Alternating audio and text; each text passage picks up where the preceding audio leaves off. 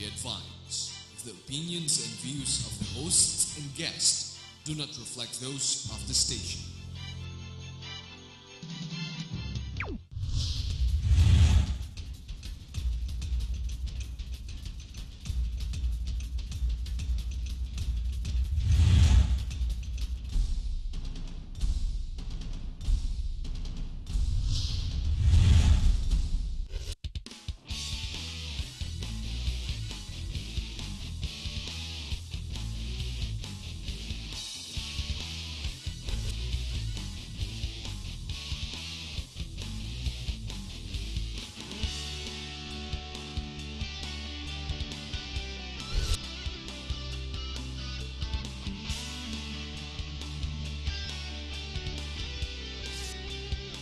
You are what you watch.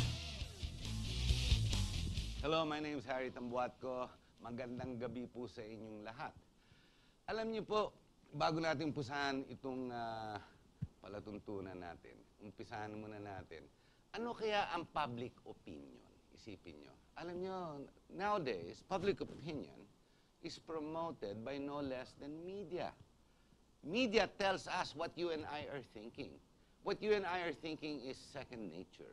Now, when media tells us what we're thinking, what they do, like a brand, they have to substantiate their brand. So what they do is they go to survey groups. Surveys then identify and strengthen their pronouncements. Whatever they say in media, what they tell us on TV, we are listening, we're watching. This is supported by surveys, meaning to say, oh, di ba? Sabi ko sa iyo ganun na nangyayari. Now, interestingly enough, as of this morning, let's see, the latest survey shows that the top 10 or top 12 contenders or candidates running for the Senate all belong to dynasties. Now, okay, if I'm not mistaken, in the last month, 2 months, 3 months, even 4, correct me if I'm wrong, but all you need to do is look at all the broadsheets and on TV, and it tells you, even on radio, there's so much talk about political dynasties. And it's not because they're trying to identify it, because we already know what it is. Interestingly enough, Congress still needs to identify it, but this is the makings of the law. What is interesting here is every person I seem to talk to, no matter how high in the social stratum and how low, lahat po tutol sa dinastiya. And yet, the surveys that come out today, 80% of the contenders, the winning contenders in the survey, this latest survey, say all the top contenders are actually political dynasties. Now, what is the truth? This is the interesting part. But is the truth public opinion? In the old days, some 20, 30 years ago, public opinion was taken off the surveys that were supposedly independent. Interestingly enough, it seems to follow what media dictates today. So very much like branding. In branding, because I dabble in branding, and because of super brands. And branding, basically, is the ability to deliver with consistency the brand promise. If you're able to do that, you generate what they call integrity. Kung may integridad ka na, may brand ka na. When you have a brand, you do not generate awareness. It's not necessary unless you're going to do a promotion or a sales promotion of sorts. It is assumed that you have arrived to a certain extent and there is some type of awareness for your brand. But when you promote branding, you don't go towards advertising, you use PR. In other words, you do not let the market dictate or go by itself anywhere else they want to go. You dictate and you control what you call public opinion is to be. How do you do that? By using PR. PR is not like an ad that says, you're number one or I'm the best. This is my product deliverable. PR tells you slowly. It keeps pushing in, using media to identify, to promote an idea. Superbrands plays that part when it comes to endorsements. Instead of going to celebrity endorsements, you use award-giving bodies to endorse whatever it is you wish to identify yourself with. Now, let's go back to the real issues. So I've identified PR, or public opinion, and PR being closely related, and survey groups that endorse media is not necessarily the truth. And we can see this today. Unless, of course, there is still a lack of education when it comes to the meaning of political dynasties. Now, pinag-usapan na po natin yan ilang beses na po dito sa programa nito, tsaka sa maraming programa dito po sa GNN. Tsaka nakikita nyo na rin yan, miski sa ANC, at kung saan-saan man, alam nyo, kung manood miski kayo ng mga international TV shows, BBC, CNN, pinag-uusapan din yung kasamaan ng political dinastiya. Mga dynasty na nakakamali at nakakabagsak sa ekonomiya ng mga tao sa ilalim ng mga dinastiya. Alam niyo po, kung nag-aaral lang kayo ng history lang sa China, diyan sila bumagsak, diyan sila nagutom. Taon-taon, hundreds of years na lugi sila, nagutom, and they suffered. And today, it's 2012, and close to 80% of the candidates running for positions, and those already in, as of now, the statistics are 70+%. Right now, those who are running will increase this to 80%. That's just in the Senate alone. By the time this election's over, when it goes to the district, which is the local side, of course, Congress, trabaho nasyonal but they're still elected on the district side, alam niyo po, tataas yan ng 80, 90%.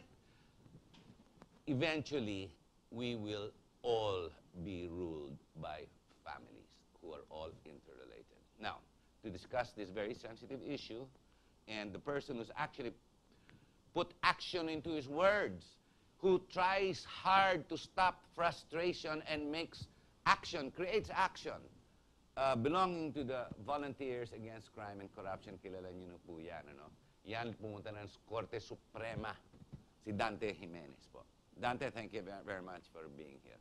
Alam mo, I want to congratulate you, first of all, for pushing the writ of mandamus to the Supreme Court, because tama nga naman, ano pang gagawin mo? The writ of mandamus will force the court, oy, asikasuhin mo yan because Congress has failed the Constitution. Isn't that the position there? Yes, Harry. Thank you very much for inviting me. Ako, I love it when you're in the studio. Same here. We have a mutual admiration Club, Sige. club. And, you know, ladies and gentlemen, Harry and I have been together for a long, long time. And once he invites me, even less than 24 hours, if I'm here in Manila, I If assure in you, Manila. because I want the way he discusses things coming from the heart. That is very important. You know, I'm a lousy speaker if I read speeches. But- Hindi, magaling ka, ma'am. No. That's why, okay. Let's go now, go to the question of Sige, sige. political dynasty. Political dynasties. Okay. Now that you have explained to our people the impact that it will create among our people, especially our country, I'm pretty sure that so many of us would like to ask, what options can be done so that we can practically eradicate now a political dynasty which is violative of a provision of the Constitution. Matagal na to sinasabi, Article 26. Section 26. Article 2, Section Article 26. 2. I agree. Okay. That prohibits political dynasty. The problem here is as defined by law. Now, let's go now to the suggestion of one of the retired Chief Justice of the Supreme Court, Panganiban, retired Chief Justice Panganiban. He cited about 4 things, 4 options, my dear friends, to finally put a stop on political dynasty. Number 1, he said, through legislative or through legislation. Gagawa raw po ang mga Kongreso, House of Representatives and Senate. Don't you know, Harry, that during yung kalakasan ng people power in 1987, the former Senator, Tufisto Gingon, Yes. then a senator, he had the last position as Vice President, Vice President. filed a bill Sa Senado. sa Senado, lusot. 16 na senators ang bumoto. Kaya nabasa mali ko nga. sinasabi ng iba na hindi rin nagpasa na second reading sa bawat chambers. No, ito po 16 bumoto rito. Because at that time, there was that height of yung Nationalism. nationalism. that we want change. Ginggona was able to do it. However, napatay sa House of Representatives. Yun ang naging problema. And every time, up to now, even Congressman, the last Congressman I know that filed a political dynasty bill in the Senate is Senator Miriam Defensor Santiago. Yes. Sa House of Representatives, si Casino. Casino, O Bayan Ted. muna. And before that, sa tour. Sa Turo Campo, of course, before that, nawala na rin yun. And so, through legislations, sabihin na natin na wala nang pag-asa doon. Hindi Because sabi pwede. mo nga, this House of Representatives composed of 75% Yes. members of political family. And dynasty. growing, And growing. The Senate as well. Hanggang presidente. Umabot na. So, Violative nga ang presidente, ang pamilya ng presidente sa political family. precisely. So, sa legislation, sa kikita ko, wala ang pag-asa rito. Even sa susunod na Congress, sa 16th Congress, Papatay ng Kongreso. unless of course they vote on Harry... But, alam mo, Dante, what I don't understand, your last move, no, yung writ of mandamus mo, challenges the role of Congress in their violation towards the Constitution. You're forcing the court through this writ. Hey, gawin yung trabaho niyo, nakalagay sa Constitution, no, sa Article 2, di ba? Equal access to opportunity for public service and prohibit political dynasties. Those words need no definition. The definition to be defined by law should be the what extent of a dynasty. Ano ba, ikaw muna, ano extent sa'yo ang dynasty? Hanggang saan? ay, from top to bottom. So hanggang, Hanggang barangay. okay, so cross-section of any position, but sa mga relatives, so siyempre, nanay, tatay, mga mag-anak. Okay, father, grandfather, same. First cousin, hindi ka rin tutol ka doon. Of course. So until 4th degree ka. Sa amin, sa Bicol Autonomy Movement, hanggang 4th degree, we defined it in our dito na charter that we Fourth prepared degree. 3 years ago. Yes, so hanggang 4th degree. But of course, it's still up for Congress to define hanggang saan. Si Miriam nga, gusto niya hanggang 2nd degree na lang. Well, Hindi pa rin lumulusot eh. Still, nasa sa kanila na yun. Pero etong point ko, why we filed a writ of mandamus against the Congress of the Republic of the Philippines, both houses. Kasi nakita namin dito, the last resort, sabi nga sa demokrasya, is the Supreme Court. Because the Supreme Court must interpret the law. Yes. Yan ang ano po nila, trabaho nila dito. Kaya I disagree with former Chief Justice Panganiban nung sinasabi niya na ito raw ano namin yung aming attempt through judicial process, through the Supreme Court, na filing a writ of mandamus, meaning to say na pipilitin po ang Kongreso, i-define nyo na finally. Because 25 years na, Hari. Oh, come on. Correct. Kaya ba? What happened to that writ? What happened to your application? Nakapending pa ngayon sa Supreme Court. Alam mo naman ganun kabagal ang Supreme Court kahit na may bago kang Chief Justice. Ito sasabihin ko, sabi ni Chief Justice Panganiban, may I read this? Oh, yes, please. Sabi niya sa mandamus na final namin, it would be iffy. Because courts can command the execution only of a purely ministerial act. Hindi niya nabasa yung aming final. We will give him a copy. Yes. I-email namin. Because it is mandatory for Congress to define. Nakasulat na nga, maliwanag yun eh. Maliwanag na. Inaano lang, masyadong iniitsipwera lang because of what? Political motives. Of course. Not only political but financial. Really, remember, ang politics sa Pilipinas, kasama pera. Correct. Andiyan dyan yung mga, alam mo na, ang... But political dynasties have existed for the last 5 decades, but has metastasized to, to exceeding differences only in the last 10 years or 20 years because of the party list system, in parliamentary system versus the two-party system ang nangyari sa atin, which lost by 1 vote. Nang ibabaw, ang nangyari ngayon because of term limits, the different congressional seats, nangyari after 9 years or 3 terms, pagdating sa mga local, no? Up to congressmen, ang nangyari, ayaw na nila ibigay sa iba, diretso na sa mga anak nila para makabalik uli sila. Rather na magpahinga, hindi ka na makabalik. You know, the reason why the dynasties were born is to make sure equal access to opportunity for public service, which is exactly what is in the Constitution that is prohibited. Ari, ito nga yung ika-4. Dalagtaw tayo. Kasi babalikan natin Sige, mamaya sige. yung isang action na gusto ni ex-Justice Panganiban, which is political action. Ito yung election. Would you believe na ang mga electorate natin, ganun po ka, sabihin mong, ayoko naman i-downgrade sila. But I'm talking of the masses of our great people who sa ground sa local talagang may utang na loob na sa mga local Dynasty. officials. Siyempre. Because kaya nga ito nililigawan ng mga national candidates, ito mga local. Siyempre. Sila kasi nakakabuo nito in Bicol alone. Oh, grabe kayo. Grabe ang Bicol sa political In dynasty. Bicol alone. Grabe talaga mag-anuhan dyan. Alam, may sistema sila dyan na paghakot ng mga electorate, ng mga botante, meron pang attendance yan. Kasi dyan, meron ding payoff dyan. Hindi lang naman sa Bicol, but in other parts of the country. In ARMM, nakita mo naman sa ARMM. Mas malala. Grabe doon. Well, the Ampatuans alone, there's 72 Ampatuans running, considering only 2 years ago, the same Ampatuan brand was in distress. And other 72 of them running in this election. Ibang klase. Alam mo, naintindihan kaya ng taong bayan ibig sabihin ng political dynasty? Parang hindi, no? Mukhang, alam mo, kasi ang iba natin mga politiko, and the political family dynasty, they control media in many parts of the country. Even sa local. Alam mo, ibang mga media, mga politiko dyan, ngayon, nag-activate na sila ng mga kanilang radio station, because syempre. who approves the permit for telecommunications in the area? Congress. Congress. Di ba? Sila nagbibigay ng authority niyan.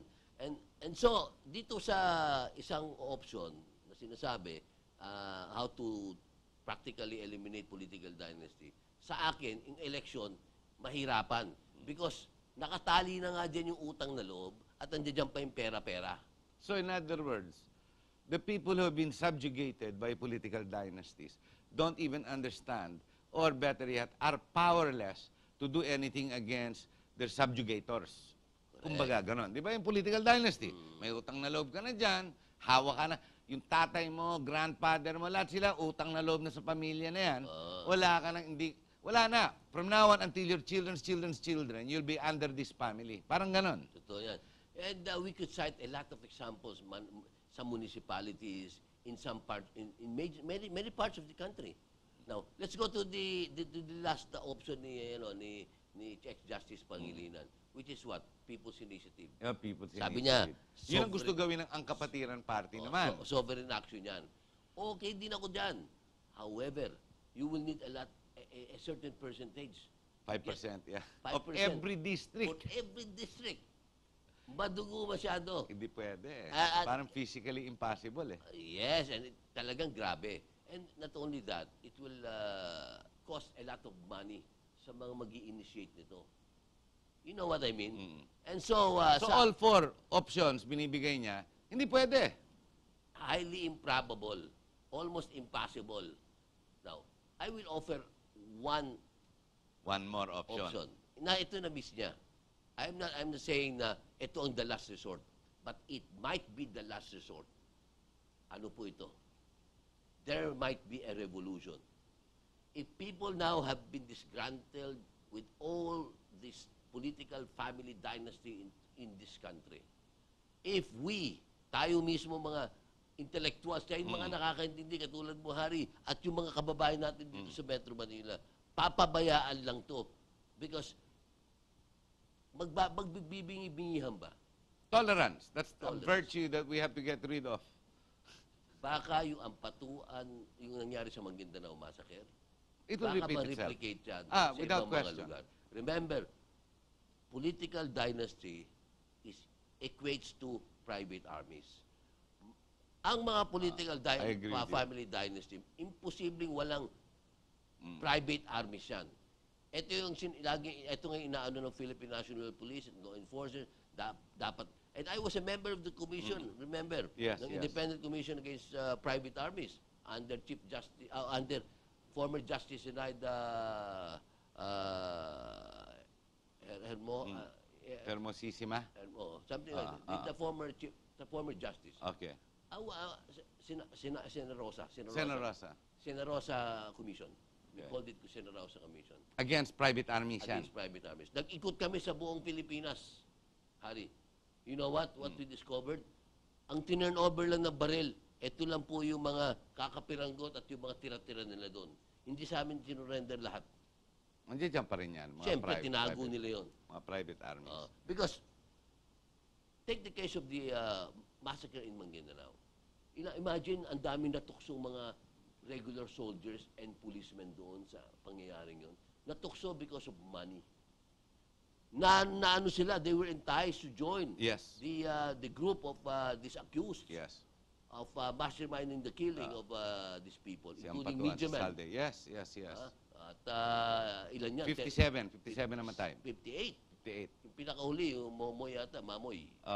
Pinakahuli, journalist yun. So, yung mga legitimate nating mga kasunadulahan, mga pulis, natutukso yan. Baka magsa-sideline yan. Sa meager resources that they receive.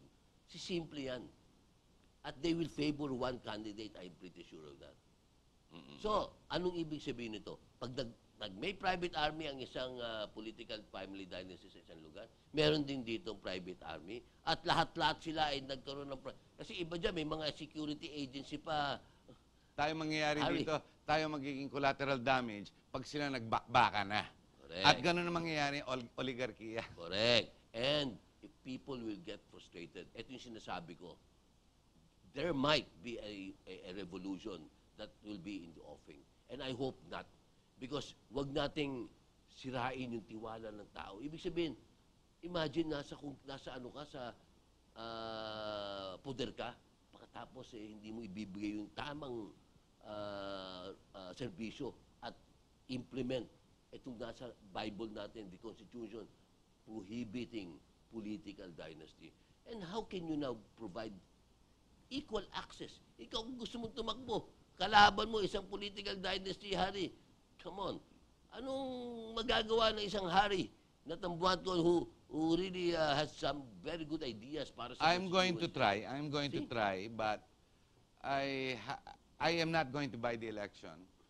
I'm non-traditional, Dante, just so you know. And I will not become the monster I wish to replace. That much I guarantee you. We're going to have to take a short break, Dante. Ladies and gentlemen, everything Dante has said, Mr. Jimenez has brought up to us. Tama po lahat to. The proliferation of political dynasties. Ang nangyayari po niyan, once they amass critical wealth, they turn into oligarchs.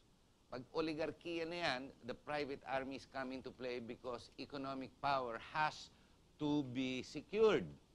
And in this security, the problem is, buti sana kung mayaman na sila, may otoridad na sila, okay na kayo. Ang problema, hindi. Kaya nga naging dynasty because of the word insatiable appetite, greed. Now, habang palaki ng palaki ang pera, mas nangangailangan po yan. Ang nangyayari niyan, insatiable appetite to keep going.